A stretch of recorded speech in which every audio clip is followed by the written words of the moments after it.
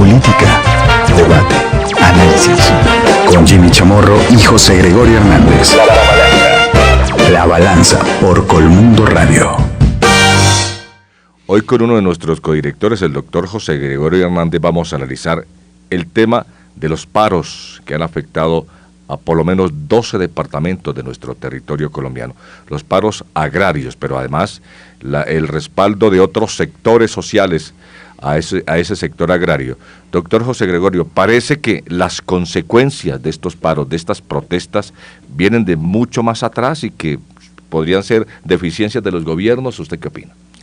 Las causas, Víctor J. Yo creo que hay en el fondo de todo esto, lo que hemos vivido especialmente a lo largo de esta semana, también sabemos que hace algo más de un mes estábamos con la protesta en el Catatumbo, y más atrás tuvimos a los cafeteros también protestando.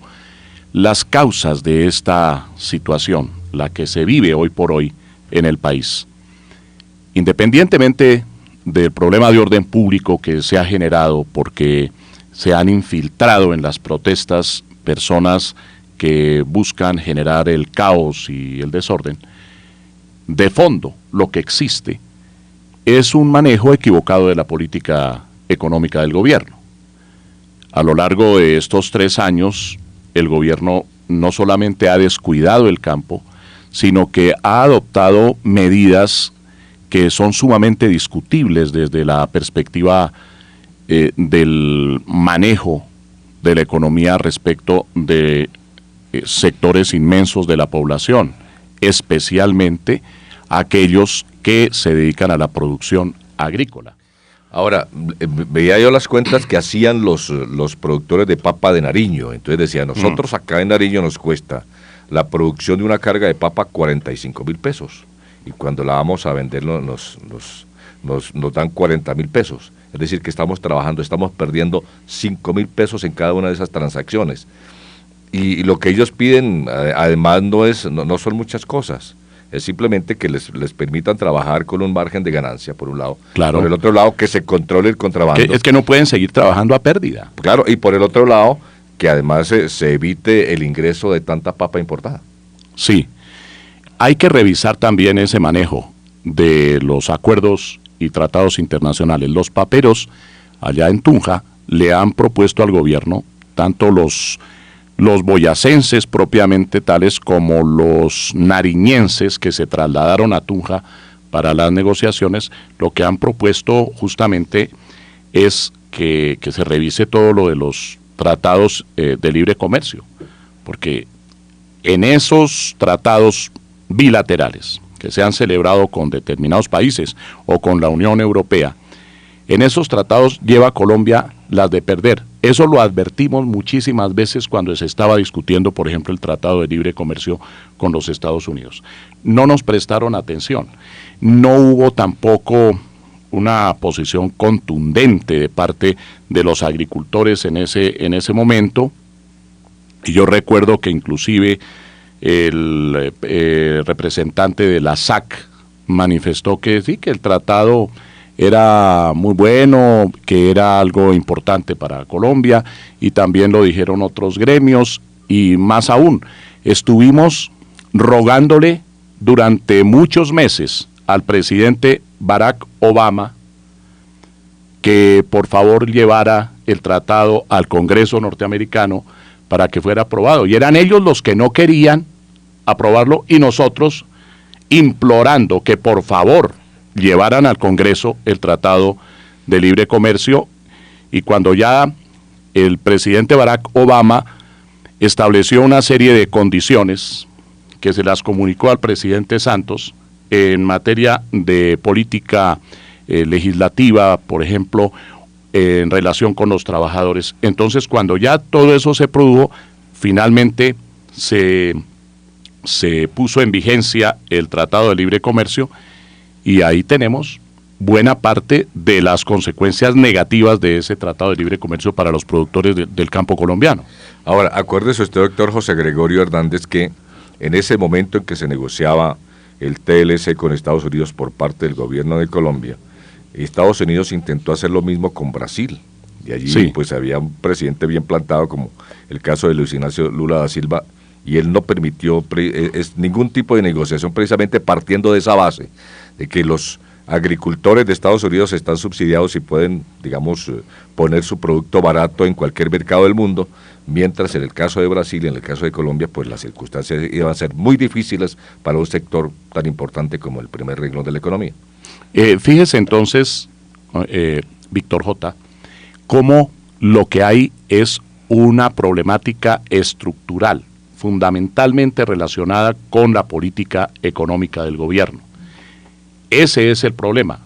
Lo que hay hoy por hoy, los paros, las protestas, los bloqueos, todo esto es apenas el síntoma o el conjunto de síntomas de que haya alguna enfermedad, y la enfermedad es grave.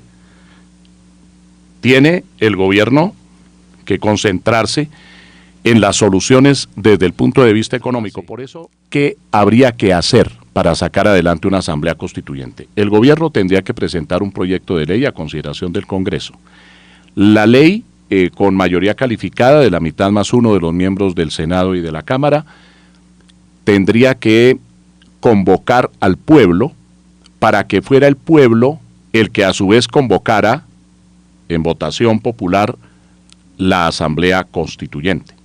Esa asamblea constituyente no se puede conformar a dedo, es decir, no puede ser que el presidente de la República diga le damos 8 o 10 puestos a los miembros de las FARC o a los del ELN con los que ahora está conversando para que hagan parte de la asamblea. Que no, parece que ese es el juego de ellos, no de la FARC. Tiene que ser por elección popular, no puede ser a dedo. Después de que ya vota el pueblo y convoca a la asamblea, hay que hacer la elección de los miembros, y por lo tanto se necesita que se haga una campaña. ¿Cuánto tiempo se toma eso? Pero agréguele lo siguiente: la ley que dicta el Congreso para convocar al pueblo tiene que ir al control de la Corte Constitucional. Eso se demora aproximadamente unos 6 meses. El estudio que haga la Corte, solo el estudio que haga la Corte, 6 meses. Agréguele los 6 meses que se demorará el trámite en el interior del Congreso. Ya llevamos entonces ahí 1 año. Y después viene la elección y después la posesión de los miembros de la Asamblea Constituyente, y tendrán que tomarse su tiempo también para expedir las normas. Pero fuera de eso, la Asamblea Constituyente no es para ratificar ningún tipo de norma. No son para eso las constituyentes. Las constituyentes son para crear normas, para poner en vigor disposiciones constitucionales. Entonces, la Asamblea Constituyente no está llamada simplemente a ratificar unos acuerdos que le presentan. Eso sí se puede hacer por referendo, pero no por Asamblea Constituyente. La Asamblea Constituyente tiene la posibilidad de reformar la Constitución, y aunque se le puede fijar un temario, hay el peligro de que esa constituyente se desborde y quién sabe a dónde llegaríamos. Cambie todas las políticas de Estado, ¿no es cierto? Que cambie todas las políticas de Estado en este momento. Puede cambiar toda la Constitución del 91, y entonces, ¿en qué quedamos? Y puede ser, no se nos olvide, que también la Asamblea Constituyente quede conformada por elección popular por fuerzas contrarias al mismo proceso de paz, que después no aprueben los acuerdos. Y puede ser también que introduzcan una contrarreforma constitucional que desde luego no se sabe a dónde podría conducirnos. Pero creo que se nos acabó el tiempo, Víctor J. Bueno, pero una final. Referendo. Hay quienes afirman que es más viable una consulta popular. ¿Usted cómo ve? La consulta popular no puede estar orientada a reformas de la Constitución, y seguramente de estos acuerdos tendría que surgir necesariamente reformar la Constitución en algunos aspectos, por lo cual necesitaríamos la vía del referendo, o la vía del acto legislativo, o la de la Asamblea Constituyente, con todas las dificultades a que he hecho referencia. Bueno, entonces terminamos, doctor José Gregorio, muchas gracias. Bueno, muchísimas gracias, y a los oyentes de Colmundo Radio, invitándolos cordialísimamente para un próximo programa de La Balanza. Dentro de 8 días, obviamente, con un tema de interés para todos los colombianos. Se cierran los micrófonos en La Balanza. La balanza. Los esperamos el próximo domingo para debatir los hechos que son noticia en el país.